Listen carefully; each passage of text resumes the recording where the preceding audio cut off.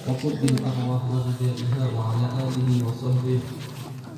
رب اشرح لي صدري ويسر لي أمري واحلل عقدة من لساني يفقهوا قولي. نويت تعلم وتعليم وتذكر وتذكير والنفع النفاع والفائدة والاستفادة والحث على تمسك بكتاب الله سنة الرسول الهدى والخير ابتغاء مرضاته وقربه والثواب سبحانك خالق النور. Amma ba'du. Alhamdulillahirabbil alamin. Segala puji dan puji kita curahkan kepada Allah Subhanahu wa taala yang senantiasa telah memberikan kepada kita kenikmatan. Semua kenikmatan yang kita rasakan, kenikmatan sehat, kenikmatan waktu luang, kenikmatan rezeki, kenikmatan keluarga yang sakinah, mawaddah, warahmah, kenikmatan lingkungan yang aman. Alhamdulillahirabbil alamin. Mudah-mudahan Allah Subhanahu wa taala menambah kenikmatannya kepada kita, dan mudah-mudahan Allah Subhanahu wa taala menyempurnakan kenikmatannya kepada kita dimasukkan surganya Allah taala tanpa hisab kelak. Amin ya rabbal alamin. Dikumpulkan bersama junjungan kita Nabi Muhammad sallallahu alaihi wasallam. Amin ya rabbal alamin. Mudah-mudahan salawat dan salam selalu dicurahkan kepada kekasih kita, kepada tauladan kita, kepada impian kita Nabi besar Muhammad sallallahu alaihi wasallam yang kelak akan memberikan pertolongan kepada kita umatnya, dan mudah-mudahan kita semuanya dijadikan sebagai golongan, sebagai orang-orang yang dirindukan oleh Rasulullah sallallahu alaihi wasallam. Amin ya rabbal alamin. Yang kami muliakan dan kami hormati para alim ulama, sepuh bin sepuh, bapak-bapak, ibu-ibu, teman-teman semua rahmatullah. Alhamdulillahirabbil alamin.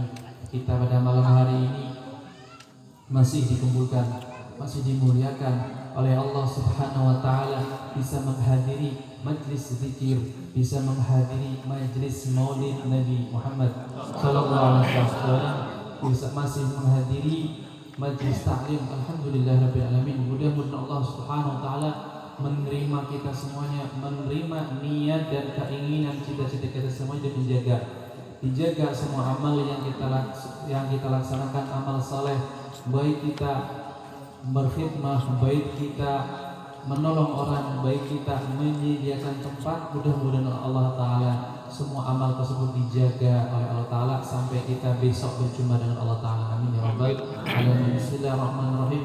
Kita teruskan kajian kita pada malam hari ini, masih di kitab Nurul Iman, membaca, mengkaji tentang hadis-hadis Nabi besar Muhammad sallallahu alaihi wasallam yang dirangkum oleh guru kita, murabbi roh kita, Al-Habib Umar bin Muhammad bin Salam bin Hafid bin Syuhabat Musalim. Mudah-mudahan Allah taala panjangkan umur beliau dalam kemuliaan, mudah Allah kasih kesehatan kepada beliau, mudah Allah kasih kekuatan, kasih kemudahan, kelancaran dalam segala hal kepada beliau dan keluarga beliau. Amin ya rabbal alamin.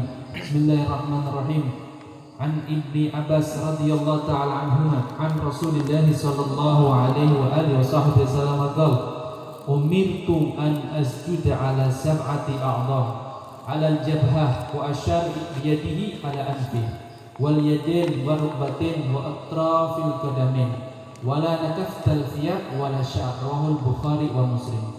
Hadis yang diriwayatkan oleh Sayyidina Abdullah bin Abbas atau Ibni Abbas radhiyallahu ta'ala anhuma, yang diriwayatkan dari Rasulullah sallallahu alaihi wasallam bahwasanya beliau bersabda, saya diperintahkan untuk sujud di atas 7 tulang atau 7 anggota. Jadi tatkala kita sholat itu ada 7 anggota sujud yang wajib nempel di tempat sujud kita. Kita bayangkan kalau kita ketahui makna dari sujud kita tatkala kita sholat adalah apa? Adalah penghambaan kita, penghinaan diri kita di hadapan Allah Subhanahu wa taala. Tatkala kita di hadapan Allah Subhanahu wa taala, sungguh kita ini tidak ada apa-apanya. Bayangkan, kepala di anggota tubuh kita adalah anggota yang paling mulia. Kalau tubuh kita tidak ada kepalanya, kira-kira hidup apa enggak? Nek panjenengan weruh ana wong badannya keker, gede, cetak, bajunya luar biasa, perhiasan luar biasa, tapi orang anak kepalanya karena dasar gitu. Medeni, sampean mulia sungguh, kaya raya, tapi nggak punya kepala, tidak ada manfaatnya. Kepala itu yang sangat mulia di anggota tubuh kita. Yang paling mulia kepala, pusatnya juga kepala di tubuh kita. Tetapi anggota tubuh yang begitu sangat mulianya, tatkala di hadapan Allah itu dalam posisi sujud lebih rendah dari anggota tubuh kita yang mungkin lebih hina dari kepala. Lebih rendah dari mana? Nyuwun ngapunten, dari pantat kita, dari lubang yang kita sering mengeluarkan kotoran.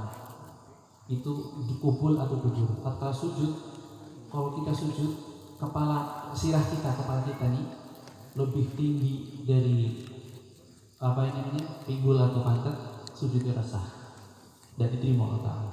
Tapi yang diterima gimana? Kepala lebih rendah, kubul dan dubur untuk yang mengeluarkan kotoran kita, kencing atau berak itu harus lebih tinggi. Itu menunjukkan apa? Menunjukkan betapa hinanya kita di hadapan Allah. Kita harus pas sujud harus seperti itu. Itu arti makna sedikit yang kita pahami dari makna sujud kepada Allah Ta'ala. Kita nggak boleh sombong di hadapan Allah. Kita ini tidak ada apa-apanya. Kata ulama, kita ini awalul nutfah wa akhiru jifah wa bainahuma qadrah. Kita diciptakan dari sesuatu yang sangat hina. Manusia yang rajakan, yang punya kekuatan, yang gagah, yang kaya raya, yang tampan, yang cantik, yang terkenal, yang memiliki kekuasaan, yang memiliki pengikut yang luar biasa banyaknya, kuat, menang, naik berkelahi mungkin, badannya tebal. Mereka itu kita semua itu diciptakan pertama dari apa? Dari sesuatu yang sangat menjijikan, sangat hina. Air sperma ya, semuanya seperti itu. Dan akhirnya kita manusia ini kalau sudah meninggal jadi apa? Bangkai. Kaki juga sangat kotor. Apakah ada sampai yang ini ada bintang bola atau artis udah meninggal dikasih hadiah untuk sampai mau menerima? Tidak ada yang mau, bangkai. Jadi antara penciptaan kita yang dari sesuatu yang hina dan mati kita nanti jadi bangkai, kita juga urip membawa sesuatu yang kotor. Ya dapat mas. Kita pulau panjenengan sedaya ini. Saya bikin omah jangan kampung, jangan bayam, mie ayam atau chicken atau apapun, nang waktu jadi apa waktu kita ini kotoran. Jadi kita semuanya datang ke sini, semuanya bawa kotoran. Hina apa enggak kita? Sungguh sangat hina kita di hadapan Allah Subhanahu wa Ta'ala. Akan tetapi kalau kita menghinakan diri kita di hadapan Allah, sungguh-sungguh sujud di hadapan Allah, maka akan Allah angkat derajatnya. Diri sesuatu yang hina menjadi mulia di sisi Allah Ta'ala. Karena apa? Takwa kepada Allah Subhanahu wa Ta'ala, mengikuti jejak sang mulia Rasulullah Sallallahu Alaihi Wasallam. Hanya itu saja. Kalau jalan kita pengen mulia, hanya itu. Itu kata Rasulullah Sallallahu Alaihi Wasallam, saya diperintahkan untuk sujud di atas 7 tulang atau 7 anggota. Pertama beliau mengatakan ala jabah, kening kita. Jadi kalau kita sujud, kening kita harus nempel. Tidak boleh sujud keningnya ngambang. Tidak boleh. Harus nempel. Minimal di dalam kitab fikih disebutkan minimal kalau kita nempel di tempat sujud kita, andaikan ada kapas ditempel itu lepas. Ya, jadi nempel kok harus ditekan ya. Nek sujud itu orang kudu patutnya ditekan apa digosok-gosok. Nanti jendel nanti enggak seperti itu. Nempel, minimal nempel. Kita enggak harus apa-apanya kepengen dikatakan orang mukmin bab itu harus sangat tunda seperti itu. Maksudnya orang mukmin itu akhir sujud, sujud bukan pedoknya nempel. Asar sujud itu maksudnya kita ini di hadapan Allah hina. Kita menjadi semakin takwa pada Allah, mengagungkan Allah. Itu salah satu asar dari sujud yang sesungguhnya. Bukan asar sujud itu harus membatukan anak iring merengelong, itu tidak harus seperti itu. Kalau misalkan kita nggak kepengen seperti itu, tapi karena batu kita mungkin tipis beda-beda. Karena kening kita itu bahannya beda-beda. Ana sing kasar, kosok-kosok tetap orang ngecap. Ana sing nempel kok kadang-kadang terus ngecap. Misalkan seperti itu, kita memang nggak kepengen seperti itu, tapi ternyata itu nggak apa-apa. Tapi nek ada yang sengaja itu, ya seperti itu. Ya, jabhah. Pertama apa? Kening kita. Tatkala kita sujud, wajib kening kita harus terbuka ini. Sampai dengan ngaji dalam kita fikih Safinah yang pertama itu ada syaratnya sujud. Kening kita harus terbuka, nggak boleh tertutup. Misalkan kita pakai peci, senengnya kutu lagi misalkan. Nanti nutupi kening, dan sujud gimana? Itu nggak sah. Walaupun sedikit ya, seperti putih atau sedikit kelihatan nggak apa-apa, seperti nempel. Kalau sampai nggak kelihatan, pecen kali seneng gitu, alisnya tutup. Nah itu tatkala sujud nggak sah, dibuka sedikit. Kalau malu terlalu lebar, ya seperti kening, nempel di sujud kita. Itu syaratnya di dalam fikih kalau sholat wajib nempel. Pertama adalah kening kita. Kemudian wa asyar biyadihi ala anfi. Kemudian Rasulullah SAW mengisyaratkan kemudian kepada hidung beliau. Tulang hidung ini kalau sujud itu sunnah, tidak wajib. Karena apa? Repot. Nek Rasulullah SAW orang Arab, orang Eropa, nek mungkin orang Eropa Muslim, nek sujud bisa nempelakan irung mari tempat sujud. Nek belum panjenengan orang Jawa, irung itu bolongan tau. Orang bisa nempelakan mau ngambung. Itu jadi sunnah. Nek bisa tempelkan hidung kita. Nek tidak bisa itu tidak apa-apa. Itu Rasulullah SAW. Itu sangat rahmah. Ada kan saja belum mengatakan ini juga harus. Kita yang orang Indonesia, orang Jawa ini yang dikasih hidung alhamdulillah tidak boros, itu nggak bisa nempel. Tapi rahmatnya Gusti Kanjeng Nabi Muhammad sallallahu alaihi wasallam sunnah sing duwe cumurpan bahwa ya alhamdulillah bisa melaksanakan sunnah nempel mari tempat sujud. Sing orang duwe alhamdulillah aja khawatir aja lah apa-apa sunnah. Walaupun bukan karena kepingin meninggalkan sunnah, tapi karena memang kondisi yang seperti itu, ya tidak apa-apa, harus yang penting keningnya. Karena beda-beda nih mas, anak sing diparingan Gusti Allah, irungnya sih bisa nempel Jawa. Anak sing mandan bisa dengan susah payah. Anak sing gelas nempel atau tidak, itu juga ada. Umumnya sunnah saja. Wa asyar biyadi ala anfi. Kemudian wal yadain. Dan kedua telapak tangan. Tatkala sujud ini pertama 1, 2, 3, kan 7 disebut kali. 3 nih, telapak tangan harus nempel. Yang kanan, yang kiri harus nempel. Nggak boleh kebalik, harus ini. Misalkan kita nempelkan jari saja boleh nggak? Boleh. Yang penting bagian ini boleh seperti ini. Nek sempurna semuanya nempel kayak gini. Tatkala sujud. Kalau kita kepingin hati kita sujud di hadapan Allah, kita harus menyempurnakan sujud zahir dulu kita. Sujudnya benar, insya Allah nanti mudah Allah kasih hati kita yang selalu sujud di hadapan Allah Subhanahu Wa Taala. Kedua, telapak tangan, tidak boleh tertutup. Kalau misalkan ada ini apa namanya lengan tangan nutup kapit, tidak boleh, tidak sah. Harus ada minimal sedikit yang nempel ke tempat sujud. Jadi dari sujud kita nggak boleh olah ketek sujud baru ketok ini tangannya tidak sah. Kecuali sing orang duwe tangan. Kemudian keempat dan kelima rukbatain, kedua lutut nempel. Nek sujud itu nempel kabeh ya. Tidak seperti kita beda dengan mau lari, nek layu lututnya ora nempel. Tapi nek sujud nempel seperti itu. Wa atrafal qadamain. Kemudian ujung dari jari kaki sing nempel. Bahasa niki dipancataken nggih. Harus niki. Nek sujud harus kayak gini, nggak boleh sujud sendiri kayak gini, sikil. Ada nggak? Kemungkinan bisa ada. Kalau seperti itu kan hukumnya, hukum salate sujudnya ora sah. Nek sujudnya ora sah, salate ora sah. Karena sujud termasuk dari rukun salat. Jadi harus mancat minimal. Nek bisa sing mancat ke jempol sikil tok dipancataken jempol sikil. Nek bisa kabeh sempurna mancat kayak Rasulullah SAW seperti ini, itu lebih afdal. Enggak boleh nek sujud sikile kayak gini. Sentike di apa jenenge? Dicorakan ora dipancataken terus iki. Misalkan ini jempol sendik sikil kudu terus niki. Enggak boleh seperti ini. Nek kalau sini hukumnya ora sah.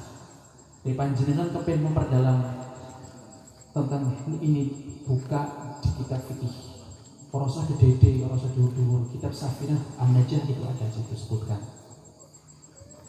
Wala nakafta thiyab wala sya'r. Dan tidak boleh kalau salat iki napa? Niki makruh, enggak haram. Belum niki napa jenenge? Nah, enggak sunah nih apa makruh lagi. Dan juga tidak dianjurkan untuk ngikat rambut secara di bawah. Karena apa? Sujud anggota tubuh kita harus semuanya sujud. Ini sujud. Jadi sujud hina di hadapan Allah. Rambutnya dinaik pancing dikopiai apa-apa tapi digelung atau panjang ditekuk menjero itu lebih kopiah. Itu makruh. Paham ya? Itu dari sedikit tentang ini sujud naik panjenengan pen buka saestu tentang kitab Safinah aja wonten syarat sujud ada. Seperti itu. Sunahnya tangannya buka tatkala sujud. Nek memungkinkan tempatnya. Nek sekarang tak kemungkinan banyak karena kita sholat di masjid jarak-jarak ya enggak? Dikasih jarak. Nek dulu kan sunahnya nempel. Nek soft niku sunahnya nempel. Orang renggang nempel. Si nempel udah sikile itu kita kan sikile dulu. Tapi si nempel bahu. Sempurna nih soft niku bahu nih yang nempel. Utuh sikile itu kita kan isi.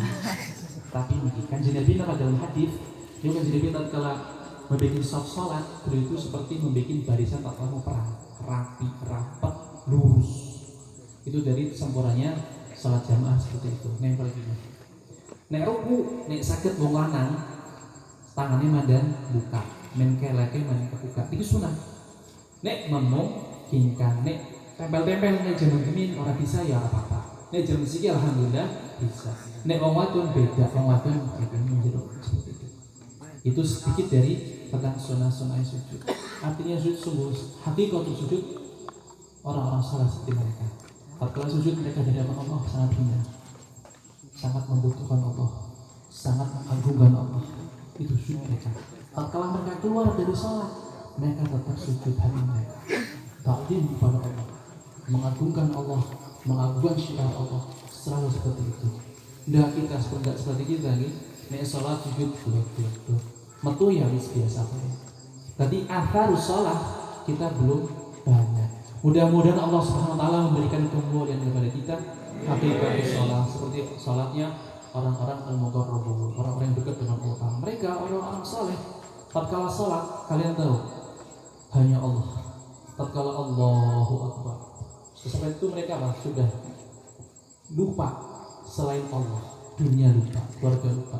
Bahkan ada Imam Ali Zainal Abidin bin Husain, cucu dari Rasulullah SAW. Beliau tatkala sholat rumahnya kebakaran, umay kubung. Nek kula panjenengan umay kubung dari sholat piye? Ajal kan kubung. Pinggirnya ana lawer apa lembut beis gelisah ya. Sentir ya lindin rubuh apa kesan nang meja tiga wis kuat langsung sholatnya batal. Ini Imam Ali Zainal Abidin lagi sholat rumah kebakaran sampai selesai sholat beliau nggak tahu rumahnya sholat. Rumahnya kebakaran. Orangnya rumahnya kebakaran. Al-Imam Ali Zainal Abidin. Nanti nopo pembantunya tanggane sing ngomong kebakaran, ya imam, dia tidak dengar udah. Dipanggil Imam Ali kebakaran, tidak benar. Ditanya ya imam, antum tadi sholat kok enggak takut kebakaran? Tahu kebakaran enggak? Saya merasa tadi depan saya ada api, saya lihat. Cuman saya lebih takut pada api nerakanya Allah Ta'ala. Api dunia enggak begitu takut, tapi api neraka Allah Ta'ala saya lebih takut. Jadi saya lebih takut api neraka Allah Ta'ala, jadi enggak takut api dunia. Karena api dunia sebentar, nek opung ya sampu, nek api neraka selawas-lawase. Nah api dunia disiram banyu mati, nek geni neraka enggak bisa disiram air mati, enggak bisa hangus. Bahkan nek neraka geni neraka disiram dengan lautan dunia, disumpet nyiram banyu api neraka tidak bakalan padam. Bahkan batu kerikil yang ada di neraka diambil, andaikan saja ditaruh di bumi akan terbakar. Airnya banyunya kerikil tok. Lalu madam api neraka ya bakalan bisa. Tetapi subhanallah, satu tetes air mata yang kita teteskan karena tidak takut kepada Allah Subhanahu wa taala itu akan memadamkan api neraka Allah Ta'ala. Hebat membuatkan. sehebat tetesan air mata kita nek kula panjenengan nangis wedi maring siksane Gusti Allah. Walaupun setetes bisa melebihi lautan dunia, bisa memadamkan api neraka. Satu tetes tangisan khosyah wedi maring Gusti Allah. Itu satu tetesan nangis dari duit, tapi tetesan sing wedi maring Gusti Allah. Itu sholatnya orang-orang muqarrabin seperti itu. Orang-orang yang mulia, orang yang dekat dengan Allah, sholatnya luar biasa. Mereka nikmat luar biasa. Nek kula panjenengan nek weruh bae, weruh zahire tok. Wong-wong lagi sholat, kita akan rasakan ya Allah, dia itu berdiri sama kita berdiri, tapi mereka apa? Merasakan sesuatu yang sangat-sangat luar biasa. Mereka bisa di dalam sholat yang nangis, mereka di hadapan Allah. Tatkala Allahu Akbar, Allahu Akbar kabira, walhamdulillah katsira, wajjahtu wajhiya. Itu artinya apa? Saya menghadapkan wajah saya, semua tubuh maksudnya kepada engkau. Nek kita menghadap seorang raja, menghadap seorang penguasa, atau menghadap seorang yang punya kekuasaan, kira-kira nek berhadap berjumpa dengan mereka atau menghadap mereka, kira-kira gelogen apa? Serius apa? Nek kulo panjenengan misalnya diundang menang istana negara, berjumpa dengan presiden, kira-kira nek ada pada presiden panjenengan nek jengol, kira-kira gitu apa?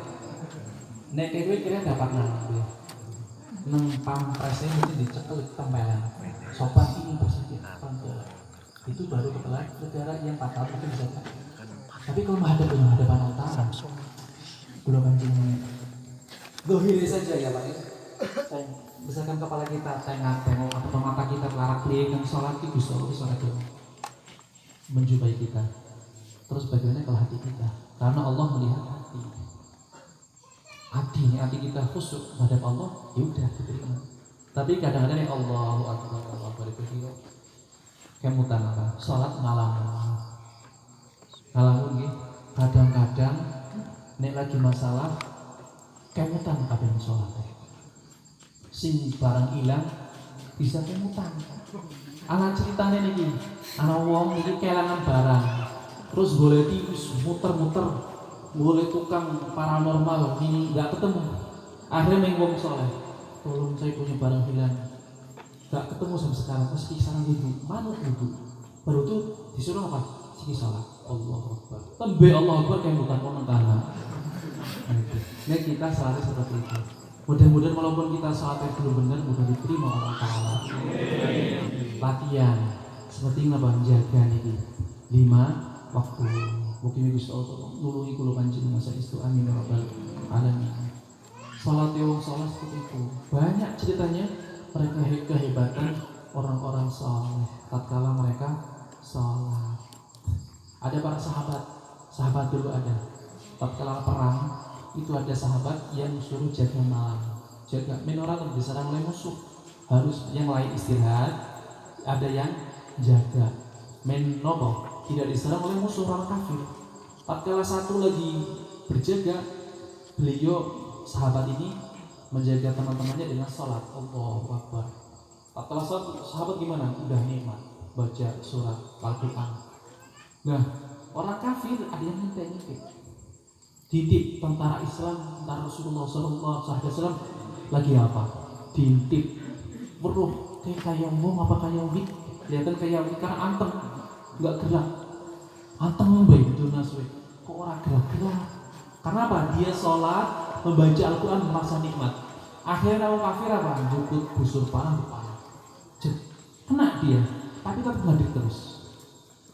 Orang kafir bingung, ini menungsa apa? Tek panah mana ini? Batirnya si Cici yang jaga suruh tidur dulu. Apa jenenge sip-sipan? Jaga malam pertama, terus pertama malam dia. Kancane tidur di pinggirnya. Tidak tahu temannya ini kena panah, dipanah sampai berapa kali, akhirnya darah keluar lewat busur panah mendangi batirnya. Tangi siapa? Oh getih. Sahabatnya selesai. Kok kenapa nggak bangun tuh?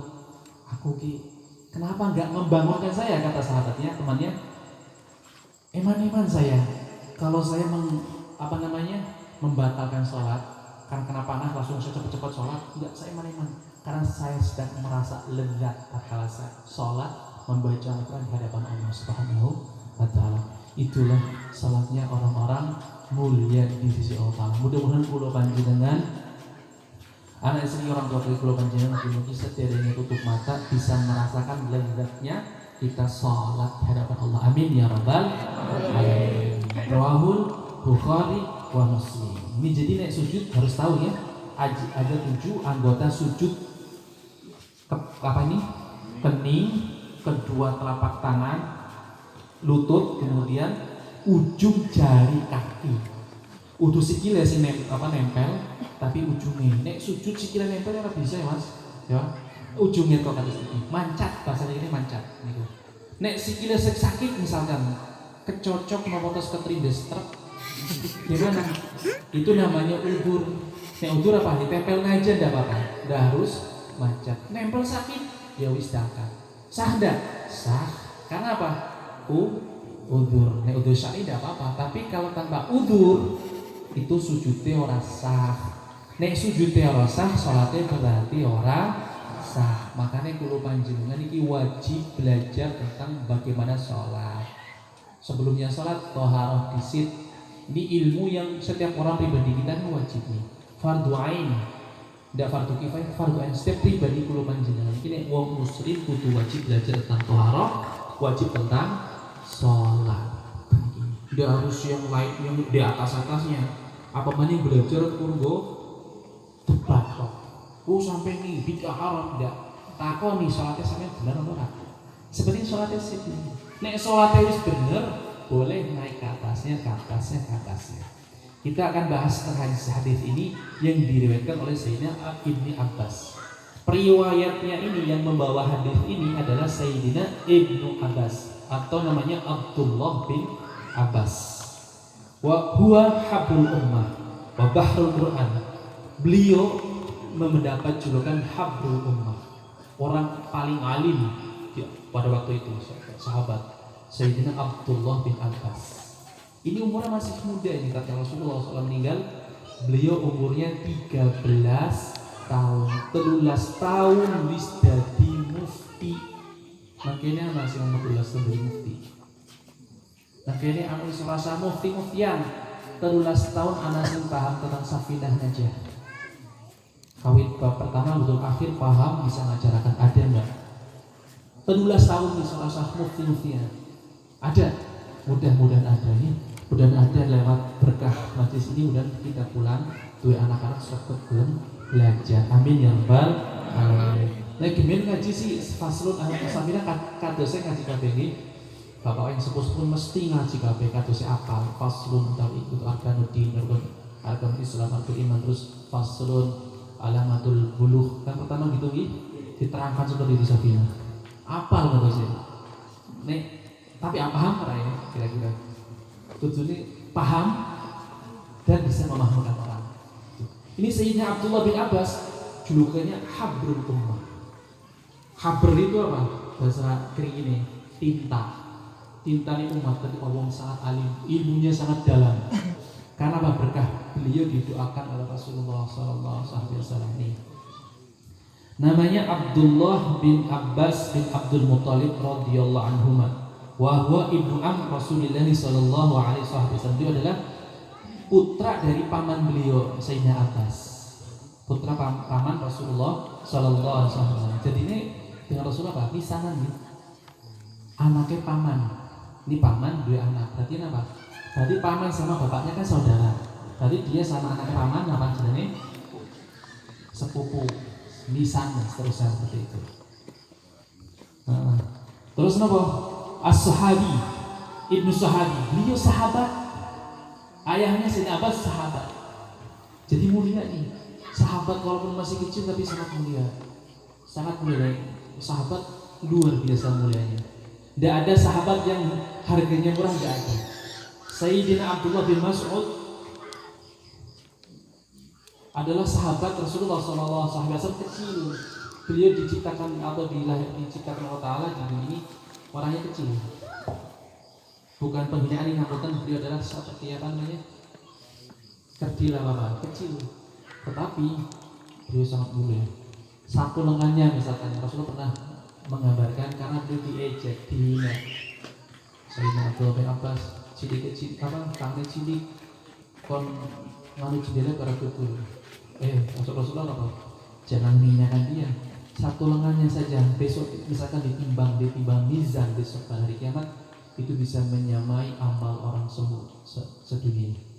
Satu lengan yang sangat kecil.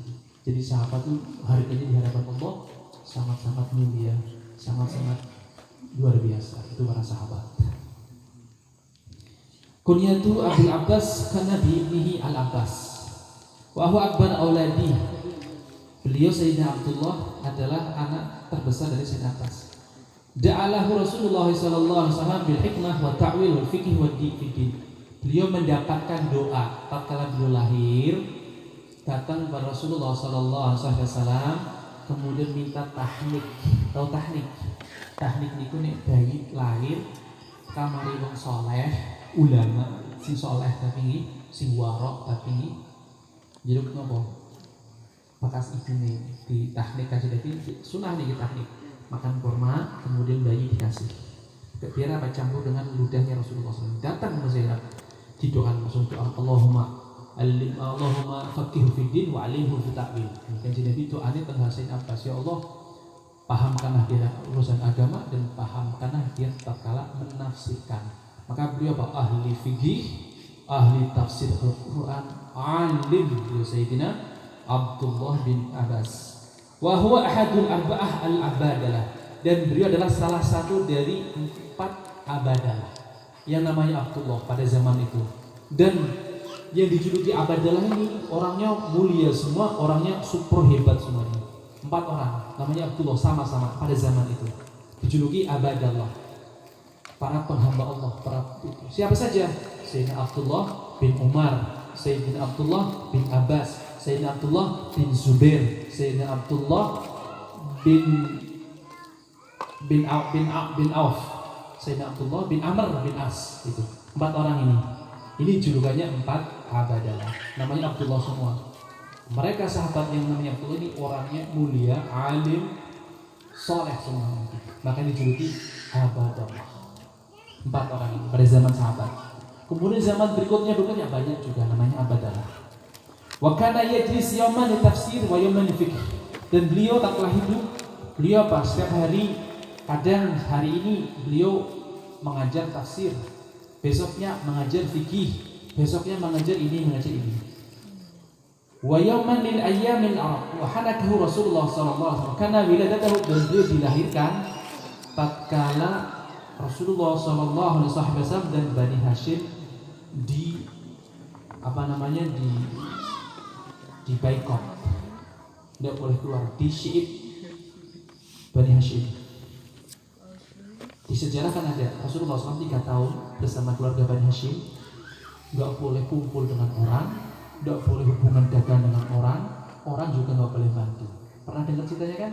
Di Syi'ib, yang di lereng di gunung, dipager, dijaga oleh orang-orang kafir, nggak boleh keluar. Mangan yang kono saanane, wong ngulungkan jabak nggak boleh, dibunuh nanti. Dan beliau itu dilahirkan pada waktu seperti itu, sangat-sangat sengsara.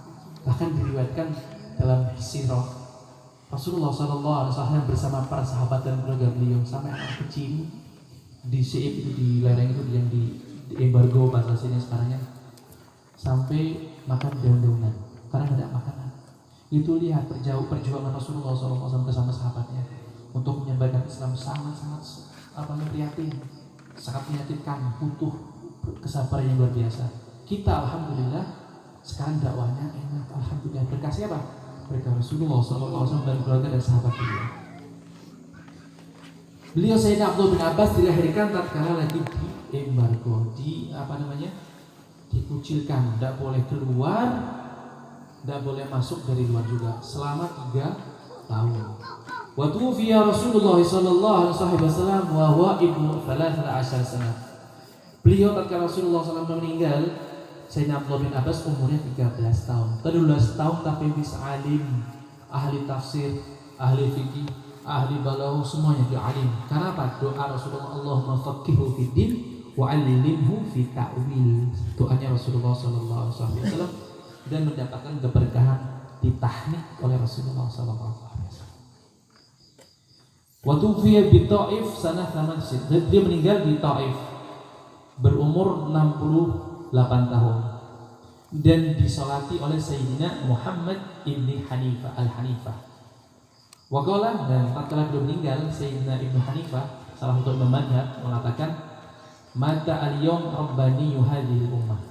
Hari ini telah meninggal ulama rabbani, ulama yang bisa mengantarkan kita kepada Allah Ta'ala.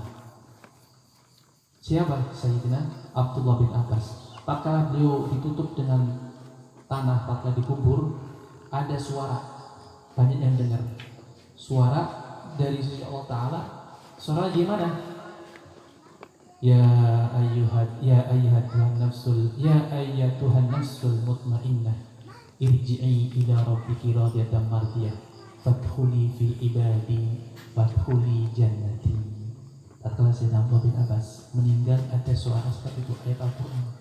Wahai nafsu yang mutmainnah, kembalilah kepada Tuhanmu dan kembalilah kamu dalam keadaan diridhoi dan masuklah ke surga. Nikmat pembuatan itu Sayyidina Abdullah bin Abbas. Itu bukan suara MP3 zaman sekarang, bukan, atau suara makjin atau Honda, tapi suara dari Allah Ta'ala lewat malaikatnya. Karena apa? Ridhonya Allah Ta'ala terhadap Sayyidina Abdullah bin Abbas radhiyallahu ta'ala anhu. Paham ya? Terus nih, sebelum kita tutup, ini aku kan jam 10 guys. Tidak apa-apa ini. Orang anak sekolah kan? Sekolah tahun depan kan masih libur setahun nih, Masya Allah nih, berkah nih tahun ini. Tahun 2020 bekas sekolah paling bangga, paling senang, nanti bosan libur ya. Karena liburnya setahun, Masya Allah. Orang ujian tapi ujiannya sama orang anak liburnya tanggal berapa setahun abang kabeh. Cuman kemarin kita bikin tanggalan gak merah semua karena gak tahu akan libur terus ini. Nek tahu ini tahun 2000 tintanya merah semua karena libur semua. Berarti tidak apa-apa nih, sedikit lagi. Ya, sedikit kita lakukan hadis ini sedikit ya. Pemindahan makruhat, dari kemakruhan di dalam sholat itu pertama apa? Sedikit ini al-iltifat di wajhihi. Lagi sholat nih nengok ke sini atau nengok ke sini atau bahkan mata lirik ke sini. Lagi sholat mata lirik. Lagi sholat ke masjid, milih nang pinggir masjid, pinggir dalam, nang lupa begini. Makruh nih sholat. Nek kita wajahnya kita udah seperti itu, Gusti Allah langsung bisa berpaling dari kita. Itu wajahnya. Nek artinya priwe, kita ini para mana? Kecuali nek intifat atau telak apa nih? Tengok niki kan karena udzur atau karena darurat. Misalkan panjenengan sholat latih putari panjenengan. Iki sholat takbir setengah pinggire, tapi setelah salah Fatihah itu suara mana hilang. Dan hilang nopo pinggir jalan raya, misalkan ana mobil, boleh ndak nengok? Bukan bocah layu banding jalan raya boleh seperti itu. Atau bocah wis nang pinggir sumur, enggeran linguk bukan kecenderung sumur, itu ndak apa-apa. Itu darurat. Tapi tanpa darurat, tatkala sholat tengok nih hukume makruh. Tapi nek 3 kali berturut-turut sholatnya batal. Tengok seteluk batal. Makanya nek sholat sedang tengok. Nek sholat yang bisa mau kacamata kuda ini harus. Nek sing tengok seperti itu. Karena dalam hadis disebutkan inama huwa ikhtilas yahtaju syaitan. Wong nek sing sholat kok tengok atau pelarak-lirik, sesungguhnya apa? Dia telah dicuri, dirampok dengan setan. Inama huwa ikhtilas. Wong iki apa perampokan? Bukan perampokan duit, tapi perampokan sholatnya hilang. Sholatnya sih insya Allah sah, cuman kosong, tidak ada isinya, hilang kan dicolongan setan. Terus makruhnya lagi apa? Waraf al basar ila sama. Nih sholat makruh dulu, itu makruh tanpa udzur. Nek nengdur bukan ternyata ambruk orang apa misalkan. Tapi nek nengdur itu tanpa apa sholat itu makruh gitu, nggak boleh. Itu bahkan apa? Disebutkan dalam sebuah hadis dari Imam Bukhari, "Ma bal aqwamun yarfa'una absarahum ila sama' fi sholatin." Kenapa? Kok ada orang kelompok lagi sholat matanya langit dhuwur. Lek sholat langit dhuwur itu bilangnya apa? Dari malaikat apa berarti bukan tiba ya. Enggak, kata Rasulullah, la yadahunna an dalik au la yuhtafun absaruhum. Nek seperti itu terus-terusan ditakut karena ini apa? Penglihatannya akan hilang. Itu makanya makruh. Tidak haram dah, cuman makruh. Nek sholat rasa tengok-tengok, larak pelik, rasa dilena dhuwur. Terus nang di tempat sujud. Jadi ini apa? Wong liwat ya ora ngerti sapa sing liwat. Ming dhuwur ana ambukana ambuk ya ora ngerti. Bener iso bae kambrukan ora apa-apa. Lagi sholat insyaallah surga insyaallah. Tapi mungkin ampun nggih. Wa masaha ghubar jabhatahu, dan makruh juga tatkala salat mengusap batuke nek batuke ana lebune, misalkan salat nang masjid urung disapu. Nek lagi takbir ora tekan pas sujud, lho jebule sih kotor. Terus napa ya? Bar menyat sujud tuh hapus iki. Makruh. Haram apa enggak? Enggak, cuma makruh. Batal salat apa? Enggak batal. Cuman makruh. Makanya nek salat jurna ini kotor apa sama kecuali ini anak tai kiceke batal gitu kan, ada kata nempel nek ora dibuang langsung. Nek dalam fikih kan nek tenang najis nek ora dibuang langsung kuwi apa jenenge batal. Tapi nek buang langsung misalkan ku ngerti langsung buang gitu, tapi buangnya ora jukut para hamil tapi apa dibuang kipas. Nek terus iki itu dalam fikih tidak batal. Tapi nek nempel di pinggir di situ kayaknya tadi cecek apa ya? Dicukut. Oh iya cecek. Tapi dibuang is batal sampai. Tapi ini buangnya langsung ke sini, dia udah batal. Kecuali nek najise teles, nek teles walaupun kayak gitu cetek apa ini batal. Nek garing mungkin tidak batal. Mas hubar jabhatahu wasrat hakinan au hakiban au hazikon. Dan makruh juga sholat nahan kencing, nahan buang air kayak apa jenis berak, terus nahan kentut atau nahan ketiganya. Wis kepat kentut, kepat kencing juga itu. Nek sholat berumeh makruh. Karena apa? Mengko nek sholat di dalam sholat dia nyalahkan imam. Imamnya belum suwi banget, aku silakan ibrat bingung. Padahal sing salah sinten? Dia sendiri nek waktu sholat wis kebelet buang disit. Ketinggalan orang apa seperti kok bisa merusna oleh jamaah seperti itu. Enggak boleh lagi sholat nahan kencing, nahan kentut, nahan atau keduanya itu. Paham ya? Atau juga ma'a tauqani ta'am, atau sholat weteng ngene panganan disiapkan begini. Sholat nang omah atau pertamu diserahkan tanpa monggo Mas mamprin boten tok sholat sih enggak ada. Karena terus ngaji semangat semuanya. Nah, salahnya pinggir panganan. Pribon, makruh. Karena apa? Mungkin sampai yang sholat berdiri batirnya siji, dia tak mana sih? Wah, mana sih kok? Nek batirnya mana di situ ngerti? Batir aku mana? Kayak orang kuman ya. Orang kuman. Makanya apa? Makruh. Terus gimana? Nek kita mau sholat, makan sudah disiapkan, terus waktu kita lapar, makan dulu. Habis itu baru sholat. Ada kaidah al-asya qoblal isya. Mangan disit nek bengi makan malam sebelum sholat isya. Nek wis disediakan. Tapi nek urung ana ya sholat disit. Aja boleh disit ana lain. Gitu ya. Atau nek sholat malam disit dari waris kalau kepengen tahan. Kecuali nek puasa. Nek puasa segini malam. Juga di makruh juga ketalasum ketanakub. Sholat untuk piye? Kayak zaman segi maskeran. Hukumnya gimana itu? Makruh. Nek tanpa udur. Nek sekarang nek sholat kudu maskeran. Bukan kena tertular virus ya wis. Sholat maskeran. Nek bisa maskeran buka disit, harus sholat tutup maling. Karena hukumnya makruh. Tidak haram tapi makruh. Kemudian Qala Nawawi ya wassalat fi sayyidhi mithaq. Dan salat juga makruh juga nek salat jamaah nang mburine wong nang klambi ana gambar atau tulisan. Makanya nek panjenengan salat masjid nek bisa salat sing polos, putih atau merah, ya nggak ada gambarnya. Karena apa? Mau sholat, anak bocah ngau kaos anyar, kaos dawa, buri terusan akeh. Sholatnya sampai nang buri nih, sampai orang baca fatihah baca kaos. Dua lagi sholat baca fatihah baca kaos.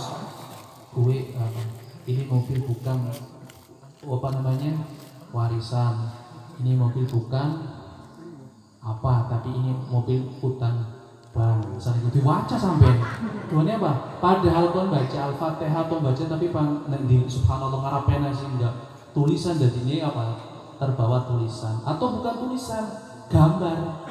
Sampai mikir ini gambar apa, teman cilik gambar apa ya, apa seperti itu. Maka hukumnya makruh. Lebih-lebih nih Jumatan nih bisa naik kelambi, atau misalkan belum punya baju pakai kaos yang polos. Aku kan dua yang polos, dunia singkit diwalik sih terang apa. Nulungi batirnya men salatnya orang baca kaosnya panjenengan.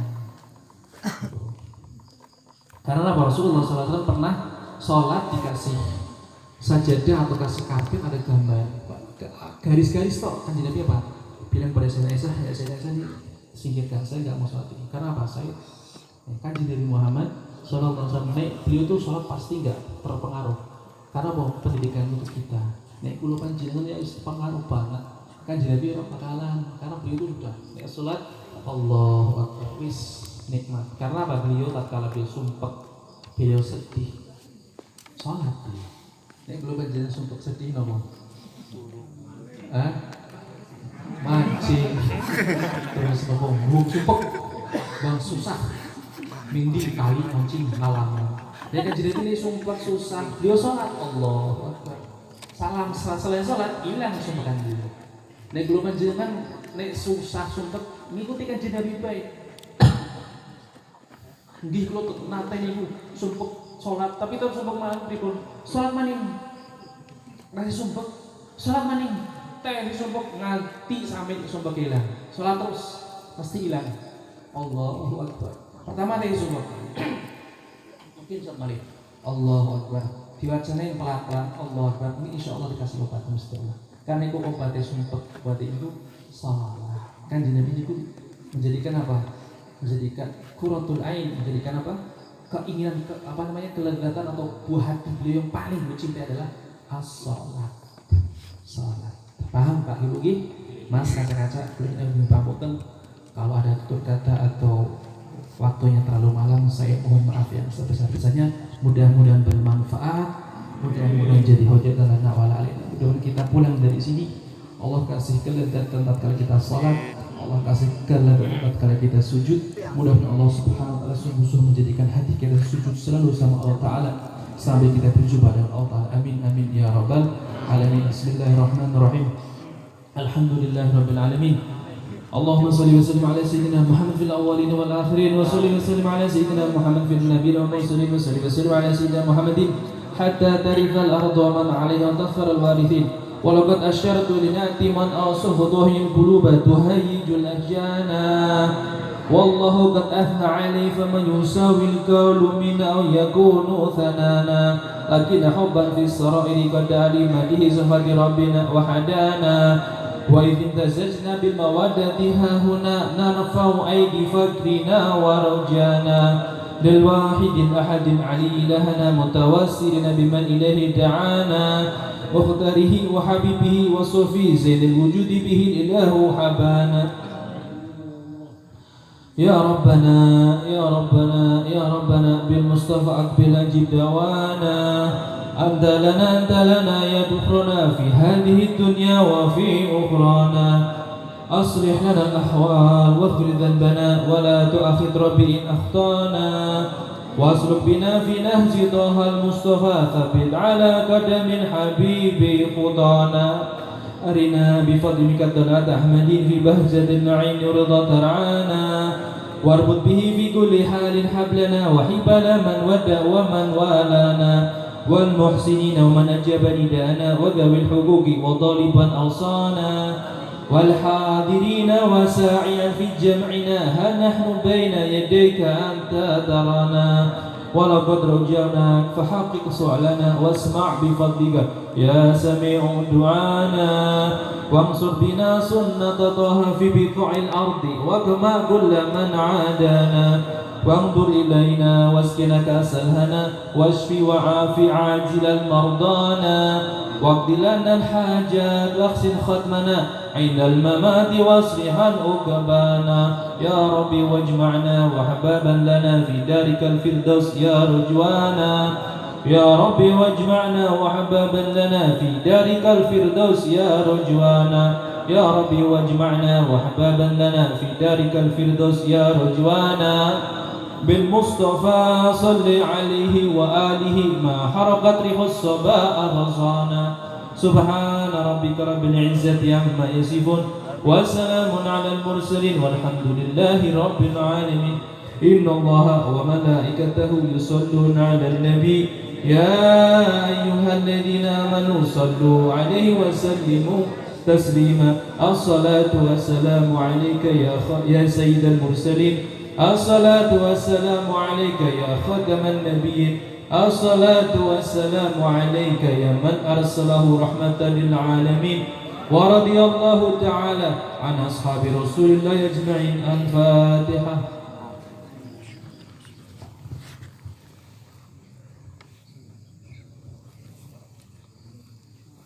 وصلي وسلم على سيدنا محمد وعلى سيدنا محمد ربنا تقبل منا إنك أنت السميع العليم وتب علينا إنك أنت التواب الرحيم وصلى الله على سيدنا محمد وصحبه وسلم الحمد لله رب العالمين يا رب